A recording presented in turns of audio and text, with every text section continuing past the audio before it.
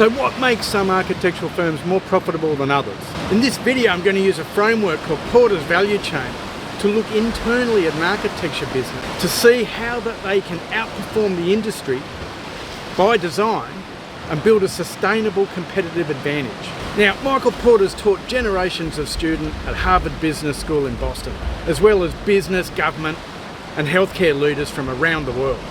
He's famous for two things: Porter's 5 forces and the value chain, which this video is about.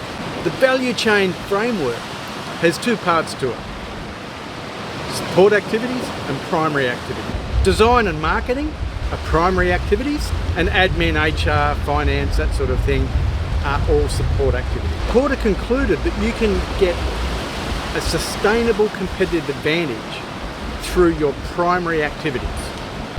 Everything else, the support activities, assuming that everyone's doing them the same, are what they call points of parity. But here's the kicker: if your support activities are not up to scratch, they can put you and your business at a competitive disadvantage. This broadly translates to the differences between the proprietary expertise that goes into making your version of McDonald's secret sauce and the stuff that is commonplace in the market that everyone's doing. Sort of stuff like accountants all using Xero or tradies going to Bunnings, and they're called points of parity. Now, your secret sauce doesn't have to be the tastiest secret sauce ever.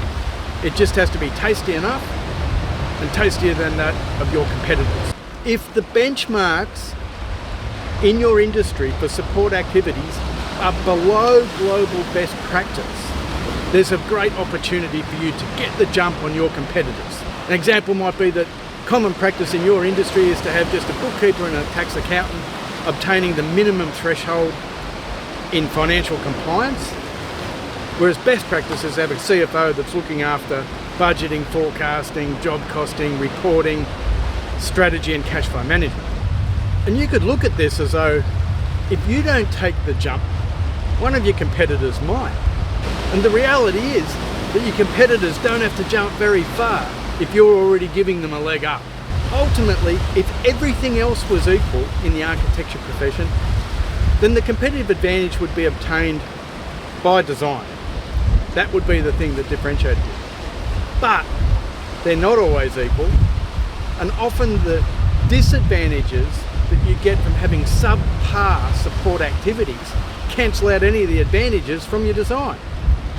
If an architectural firm's accounting and planning processes are below industry standard or below par, they risk inefficiencies such as cost overruns, inaccurate financial recording of project costs, ineffective resource allocation, potentially higher operating costs, and these issues lead to decreased profitability and lower competitiveness in bidding processes and ultimately missed opportunities for growth. Now, the answer isn't for architects to become bean counters, but to properly research in terms of capacity and capability the support functions for your business and not give your competitors a free hit.